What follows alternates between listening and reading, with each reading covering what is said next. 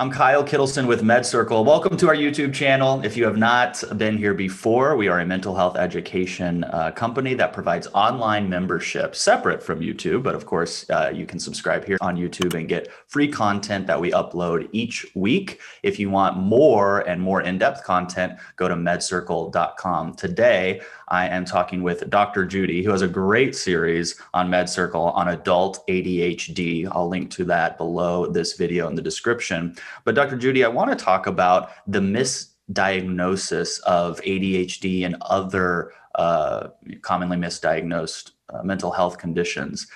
What are some of the most commonly misdiagnosed mental health conditions that, or like they get misdiagnosed as ADHD, but it's actually something else? Well, there are so many, and I'm so glad that we're talking about this, Kyle, because it's so important. When we talk about children's diagnoses of ADHD versus adults' diagnoses of ADHD, there are oftentimes misdiagnoses. And a lot of times when we're looking at a child who's not paying attention in school, we rush this idea of ADHD, and yes, sometimes it might even be medical. For example, allergies. That's actually a really common reason why a child would behave as if they had ADHD, but actually it's due to a medical condition. There are some other types of conditions, though, of a psychiatric or psychological nature that oftentimes mimic the symptoms of ADHD, but are not in fact ADHD. One of the most difficult differential diagnoses is bipolar disorder and how that differentiates from ADHD, or if it's truly a comorbid condition when somebody might be suffering from both of them. And the reason is those two conditions are often kind of hard to distinguish because they share several symptoms in common, like the mood instability, the outbursts, restlessness, talkativeness, and maybe some level of impatience and also inattention. But there are also some really important differences as well. We also find that there is a lot of correlation between what looks like ADHD and actually one of the major symptoms of major depressive disorder, which is inability to focus or concentrate, and also some difficulty making decisions. And so sometimes people will say, I think I have ADHD, but really actually what they suffer from is depression that hasn't been treated. Another example would be anxiety conditions. When somebody has anxiety, it interferes with their information processing skills, and then they believe that they have ADHD, but actually once they treat the anxiety, what looked like ADHD, those symptoms go away or at least reduce drastically. When we talk about developmental disorders, autism is another one that is sometimes difficult to separate from ADHD. Does it truly co-occur in this individual, or are they actually just having symptoms of autism spectrum disorder and not the ADHD that accompanies that? Also, there is a huge component of misdiagnosis when we're talking about other issues that could cause cognitive dysfunction, that could cause secondary attention difficulties. This would be traumatic brain injuries, concussions, seizures, cardiovascular events, and also the effects of alcohol and substance abuse, that they can actually produce symptoms that are problematic for somebody's cognitive functioning that look like there's a lot of problems in the attentional sphere. Have you heard of sensory processing disorder? Yeah, sensory processing disorder. And were you thinking about whether or not that actually has some correlation to looking like ADHD when it's not? I was thinking that, and I was also thinking about what is that? Because I don't know what that is to begin with. Sensory processing disorder is an interesting condition. It is a condition where the brain has trouble receiving and responding to information that's coming through the senses, and used to be referred to as sensory integration dysfunction. It's something where somebody also has some correlated symptoms that also, again, sometimes look like ADHD. Sometimes they might be more uncoordinated. They might have difficulty engaging in conversation or in play. Again, that mimics some of the difficulties that individuals with ADHD have. And sensory processing problems are generally identified when the child is quite young, but they can certainly affect adults. And the problem is because they can't integrate information coming in from their senses. And so a big part of that is taking in oral information, being able to make sense of it, and then say something back to your social environment. People think that they're being inattentive when actually the issue is that they're having problems integrating information from their senses. A study by Michigan State University gave a percentage of children they believe were misdiagnosed with ADHD. I'll reveal that percentage after our next question, but for our viewers watching on YouTube, go ahead and leave your guess on what percentage of children you think are misdiagnosed with ADHD, at least according to this study. Dr. Judy, because so many of these disorders overlap in symptomology, how can you really determine if somebody's experiencing distraction or inattentiveness due to ADHD as opposed to anxiety? How do you do that? Well, I think there's two main routes. The first route is if you can take the time to go through a comprehensive evaluation, that's obviously recommended because you can try to sort that out as quickly as possible. A neuropsychologist does have the ability to sort out and sift out what looks more like what we call a primary ADHD condition, meaning that is actually the originating clinical condition, or a secondary ADHD condition, which means that the person looks like they have ADHD, but it's secondary to another medical event, like the effect of a concussion or the effect of substance abuse. You can also go to a neuropsychologist who can sort of parse out how much of this really looks like bona fide ADHD and how much of this is actually just the symptom presentation of a depression or anxiety or a bipolar disorder. If you can't do that, then you can see how the person responds to treatment. So for example, if you suspect that the person might have ADHD-like symptoms because of their depression, well, when you treat the depression and they say their focus is getting better, then you have an answer. Yes. But that takes a little bit of time to sort out in a different way. And so I do think that a lot of times I do encourage my patients. I say, listen, we did the evaluation. Honestly, all of the signs are pointing to the fact that your depression is most likely the most major explanation for your attentional difficulties. Let's really focus for the next 3 to 4 months on treating that depression. And then after 3 or 4 months, come back to me. We'll do kind of like an abridged evaluation and we'll see how your attention and processing are going then. And if it's improved, then I think we have an answer. And when they see that, it's a really powerful feeling like, oh, okay, like, great, I figured out what it was. And actually, I've been treating it this whole time and didn't realize it. And great, I don't have another diagnosis that I have to manage now. Makes perfect sense. Thank you.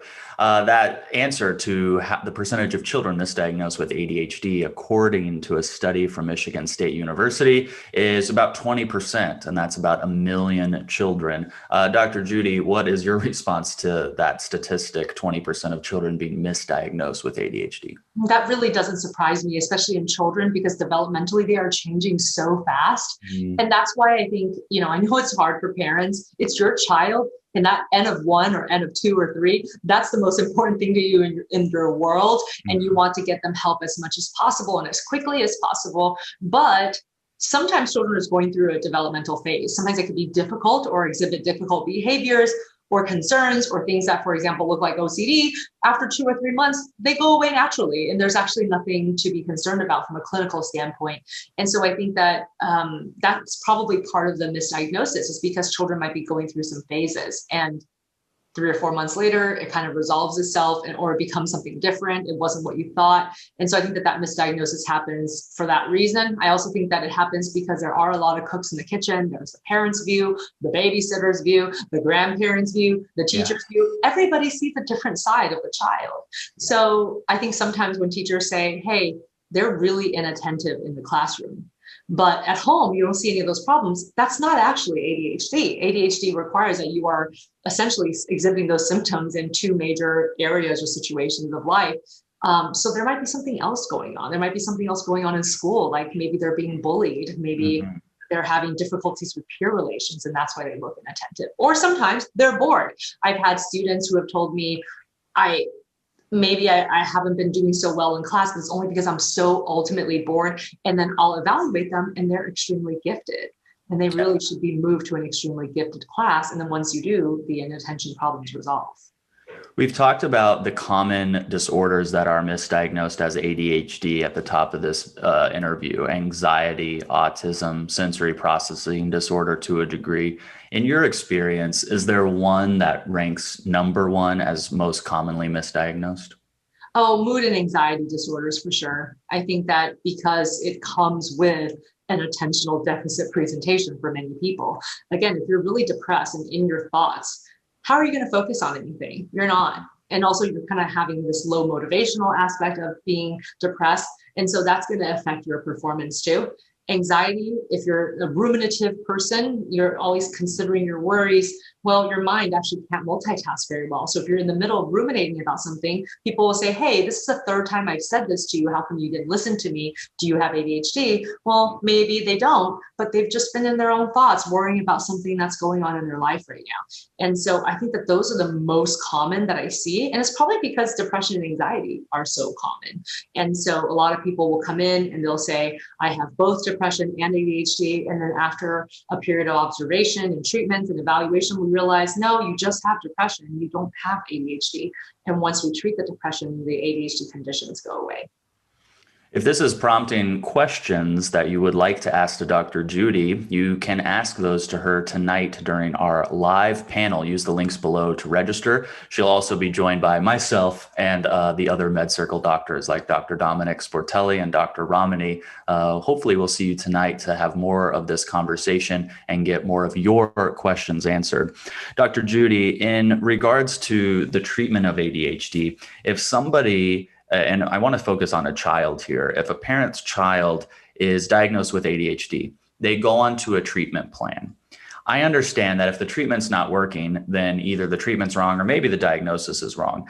Is there anything else a parent could be on the lookout for that could indicate, hey, ADHD is not the right diagnosis for this child? I think certainly when you see different problem behaviors or the lack of the problem behaviors in different situations, that's something to keep an eye on. As I mentioned with ADHD, it has to occur. Those problem behaviors have to occur in at least 2 major settings or more.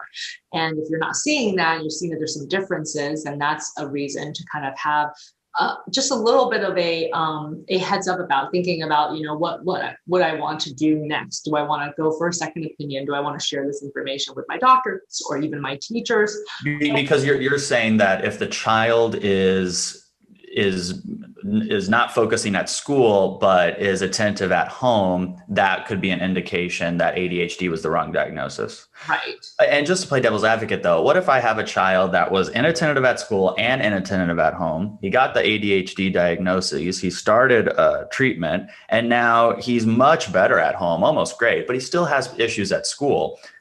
Does that mean ADHD might not be the case, or is it just the treatment's working to address the symptomology at home, but there's still another issue going on in the school? Well, it depends on what the treatment is. If it's medication treatment, it probably wouldn't make so much of a difference in terms of the environment. But if it's behavioral treatment, where the responsible adult is supposed to be structuring that time, yes. Then maybe that's not a misdiagnosis, but you just need to be in a better communication with the school staff and the teacher to make sure that you guys are using the same rules.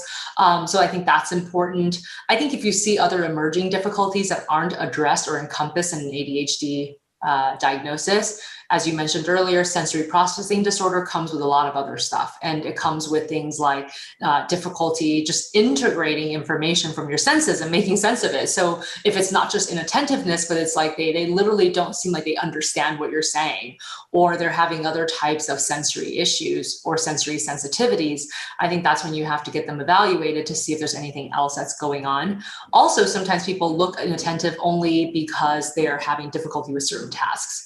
So the individual only is inattentive in math class, for example, and that's because they're struggling in math.